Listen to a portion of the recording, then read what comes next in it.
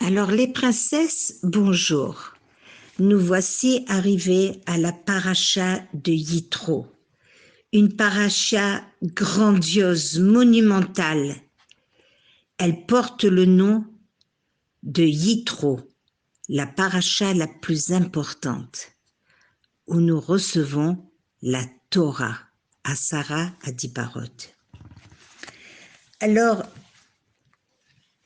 la paracha vient nous montrer, après tout de suite Béchalar, qui se termine avec la guerre contre Amalek, de suite Yitro, de croire que cette paracha porte le nom parce que c'est le beau-père de Moshe Rabbeinu, ce serait une erreur.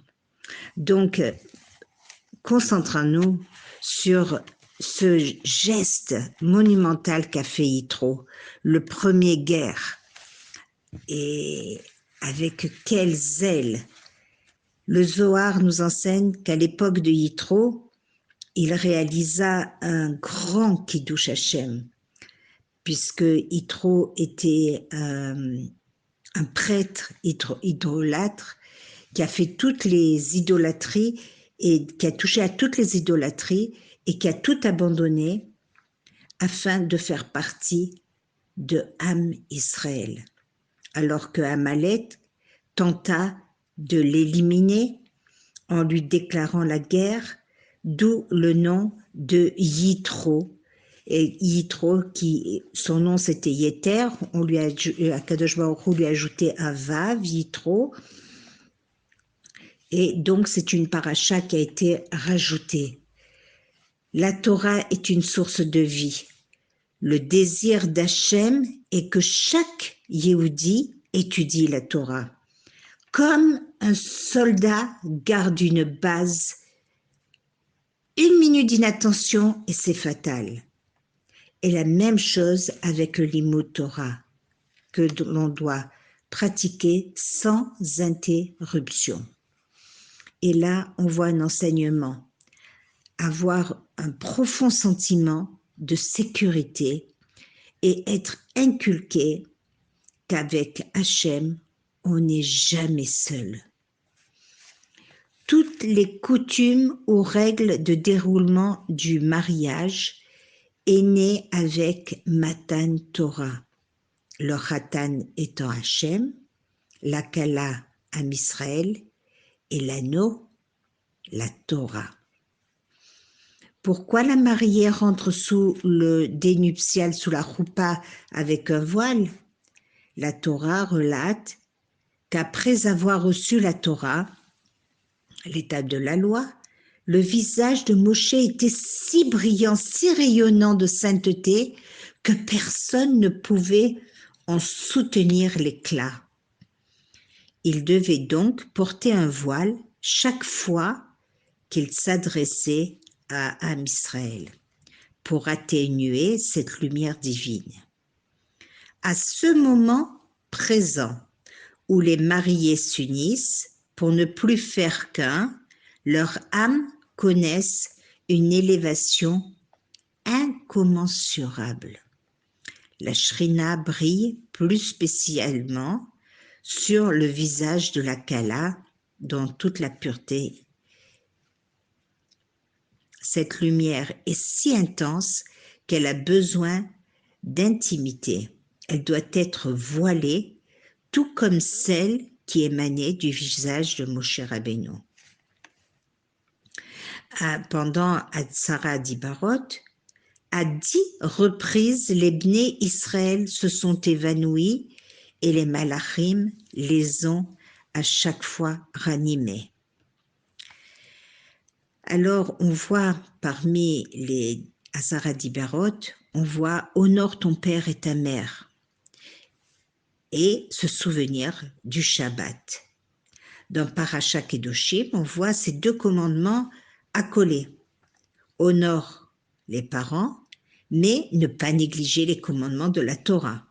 C'est lors de la Séouda, après avoir fait la Brit Mila, donc lors du repas des garçons, de Yitro, se convertit, après le mikvé, qui eut lieu jeudi soir, toute la nuit jusqu'au matin pour célébrer le don de la Torah, Matan Torah, et les Asara Dibarot, les 10 commandements.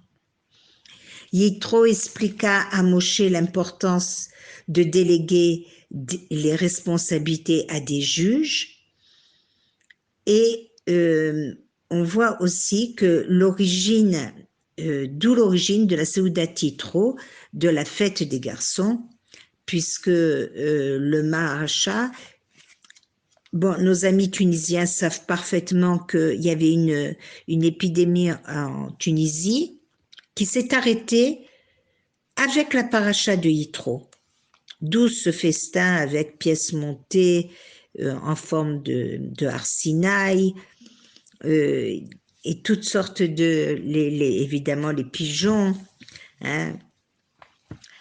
Alors nous allons rentrer là-dedans et nous voyons que le Maharacha, c'est un grand commentateur ashkénaze de la Guémara, nous rapporte dans le traité Megillah qu'il sera bon le jeudi de la semaine de Yitro de partager un grand repas afin de remercier Hachem pour Matan Torah en expliquant aux garçons l'importance de l'étude de la Torah dont ils ont l'obligation. Et d'ailleurs, beaucoup de chassidim font ces Seudat Yitro vendredi matin. Sur le modèle de la Seuda dressée au mont Sinaï par Yitro avec Moshe, les Chachamim et les Chachamim d'Israël. Certains commentateurs rapportent qu'en souvenir de cette Seuda, il sera bon de consommer de la volaille en souvenir du miracle que les pigeons, venus manger la manne déposée durant Shabbat à l'extérieur du camp par les mécréants Datan et Aviram. Alors, cette paracha qui est très solennelle, où nous assistons à un événement majeur de l'histoire du peuple juif, Matan Torah et Asara Adibarot, et les 10 paroles, transmises par Hachem d'abord directement à son peuple, puis par l'intermédiaire de Moshe Rabbeinu, le peuple qui a une relation privilégiée avec Hachem, puisque dans Bereshit, nous découvrons la famille de Yaakov avec les patriarches, qui avaient une grande proximité avec Akadosh Baruch Hu, liée à leur degré spirituel qui faisait les mitzvot par instinct. C'est uniquement lorsque les Bnei Israël sont devenus un peuple nombreux et libérés de l'esclavage qu'ils ont reçu la Torah. La présence divine a été dévoilée à travers d'éclatants miracles. À la veille de cet événement grandiose et après avoir vécu une série de miracles inouïs, le peuple va s'élever spirituellement, ce qui était très intense. C'est écrit « Israël campa » et non « campère ». Comme un seul homme, d'un seul cœur. Plus de marloquettes, plus d'opposition avait cessé la veille de la réception de la Torah. Le peuple vibrait à l'unisson. L'unité, grâce à cette union, que les Bnei Israël se sont montrés dignes de recevoir la Torah. C'est ce que nous devons méditer, cette leçon fondamentale. Les Talmides de Rabbi Akiva nous rappellent où conduit le manque de respect mutuel. Alors, parvenir à vivre dans l'harmonie avec autrui, c'est un travail permanent de toute une vie et beaucoup de tfilotes pour y arriver, car seule l'aide d'Hachem pour éviter les conflits. Am Israël est semblable à ses enfants.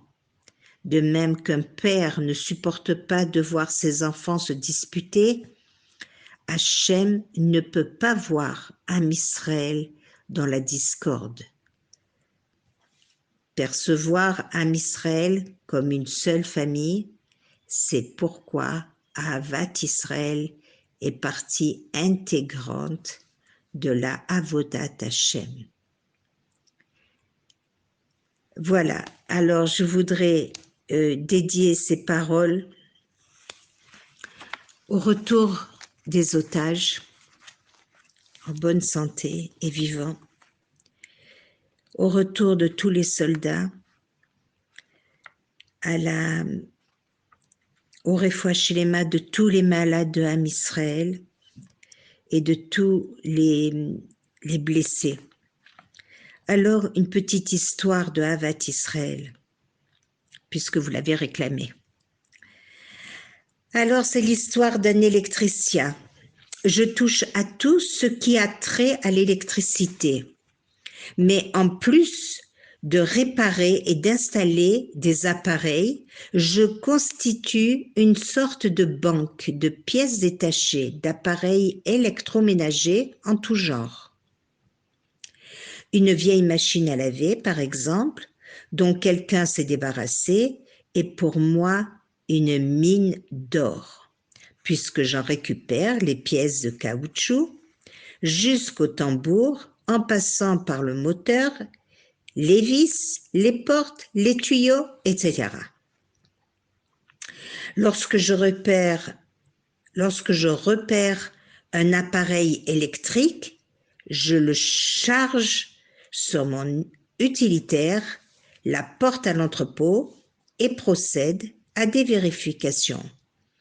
S'il est réparable, on peut gagner 1000 shekels, voire plus. Sinon, je le démembre jusqu'à la moelle et garde les pièces pour les réparations à venir. C'est ainsi que nous gagnons notre vie, mon associé et moi-même. Lui et moi sommes associés depuis 20 ans. Lui étudie la Torah le matin et moi le soir. Je travaille dès le matin et l'après-midi, nous travaillons ensemble. Nous effectuons certains travaux ensemble et d'autres séparément et nous divisons tous les revenus et grâce à Dieu, nous avons une bonne parnassa. Un jour, il m'appelle et me dit « Retrouve-moi vite à telle adresse ». Je lui demande « Il s'est passé quelque chose ?»« Viens et tu verras », me répondit-il. J'imagine déjà un réfrigérateur d'une valeur de 5000 shekels abandonné par des aristocrates. Mais lorsque j'arrive sur place, je le vois appuyé sur un vieux sèche-linge rouillé. D'un seul regard, et j'arrive à la conclusion que si nous en tirons de cette ruine 30 shekels, nous pouvons nous estimer heureux. « Tu m'as fait venir pour ce vieil engin ?» lui demandai-je. Je remarque alors qu'il transpire à grosses gouttes. Mais que se passe-t-il? Embarquons ce truc et on discutera plus tard, me lance-t-il. Une fois l'engin chargé, nous roulâmes en direction de l'entrepôt. Nous déchargeâmes la vieillerie et une fois les portes fermées, il se pencha, fouilla avec ses mains et sortit alors du fond du tambour une boîte à café Élite. « Super !» m'exclamai-je. « Nous avons gagné 49 shekels 90. »« Ouvre la boîte, me dit-il. J'ouvre la boîte et remarque qu'elle est pleine de billets de 200 shekels. Je n'aurais jamais cru qu'une petite boîte de café pouvait contenir autant d'argent. 52 000 shekels plus exactement. Il faut retrouver la personne qui a jeté le sèche-linge, me dit-il. Nous nous sommes donc mis à poster des affiches un peu partout en demandant qui avait jeté un vieux sèche-linge, précisant qu'il contenait un objet perdu. 3 jours plus tard, une dame téléphona et expliqua qu'elle avait jeté de la Chine, mais elle n'était pas au courant d'un objet perdu. Je l'ai acheté d'occasion pour 3 fois rien chez un électricien, mais il s'est avéré que c'est ce qu'elle valait, 3 fois rien, indiqua-t-elle. Je pris les renseignements nécessaires, parvins à localiser l'électricien en question. Nous nous connaissons tous plus ou moins dans le métier, et après quelques échanges, j'arrivai bien vite à la conclusion que lui non plus n'était pas au courant. Sans mauvais jeu de mots, de la boîte à café cachée derrière le tambour. C'est alors que nous nous sommes adressés à un rave décisionnaire. Il était clair que la femme n'avait pas déposé l'argent, ni même l'électricien. Mais nous craignons que peut-être cet objet perdu appartenait, d'après la loi juive, d'après la Torah, à l'un des deux. Le Rav trancha que comme l'argent ne leur appartenait pas et que d'après leur réponse, ils n'étaient même pas au courant de son existence, ils n'avaient pas droit à cet argent qui ne les concernait pas. Nous lui avons demandé ce que nous devions encore entreprendre et il nous répondit que du point de vue de la halakha, les propriétaires avaient désespéré de retrouver leur argent. Il nous était donc permis de les prendre à condition que si un jour il s'avérait que les propriétaires n'avaient pas renoncé définitivement à cet argent, nous serions tenus de le rendre. Nous avons quitté la maison du Rav. Je déclarai alors à mon associé, « Je suis tellement content pour toi. Tu sauras certainement quoi faire avec 52 000 shekels. Tu veux dire 26 000 shekels. Pourquoi 26 000 ? Demandai-je. Nous avons compté ensemble, c'est bien 52. C'est vrai, répondit-il, c'est vrai qu'il y avait 52 000, mais on est associés. Nous devons donc partager. Il me fallut du temps pour comprendre qu'il parlait sérieusement. Une drôle de dispute s'ensuivit. Tu prends 26 000 shekels et pas un sou de moins. Non, hors de question. Inutile de discuter, ce sera ainsi et pas autrement, etc. À un moment donné, il déposa la moitié de la somme sur un rebord en pierre, monta dans sa moto et me laissa seule avec l'argent. Je rentrai chez moi et faute de choix, je décidai de garder cette somme. Le lendemain, quelqu'un me demanda un prêt, j'acceptai. 2 ans s'écoulèrent, l'argent fut rendu, puis prêté plusieurs fois. Puis un jour, la fille de mon associé se fiança. Le futur marié était un Ben Torah et je savais que mon associé s'était engagé à donner en dot une belle somme. Peu avant le mariage, je lui ai rendu visite en compagnie de mon épouse pour leur déposer notre cadeau. Nous avons bavardé quelques minutes, puis nous sommes rentrés chez nous. Nous n'étions pas encore arrivés que mon téléphone sonna. « Qu'est-ce que cela veut dire ?» me demanda mon associé. « Ben, je t'ai gardé l'argent qui t'appartenait depuis le départ, répondis-je. Je n'ai fait que le garder en dépôt. » D'accord, mais comment es-tu arrivé à 80 000 shekels? Ah, ça c'est un autre calcul. Tu commences à travailler l'après-midi et moi je travaille 2 heures le matin, en plus le matin. Depuis que cet argent a été trouvé, j'ai pris l'engagement que pour tout travail effectué le matin, je te mets de côté la moitié et c'est la somme accumulée de ces 2 heures depuis 2 ans. Il aurait pu choisir une autre voie. Quel Kiddush Hashem! Très bonne journée, les princesses. Shavua Tov.